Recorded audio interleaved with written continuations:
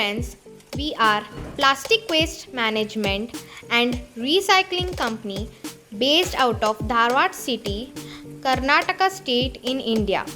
We recycle post-consumed and post-industrial plastic waste to recycled granules. We have 7,000 square feet factory with roof area of 6,800 square feet.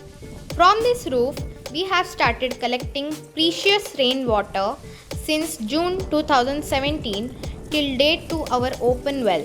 From this well, we filter the water through RO system and use for drinking purpose. Also, we are using this same water for our industrial use and application. Before we started rain harvesting, we used to buy every day 3000 liters of water for our industrial application and use.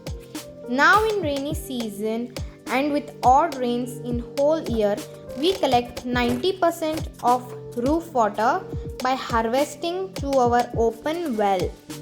Approximate rainwater collected since 2017 is between 7 lakh to 9 lakh liters.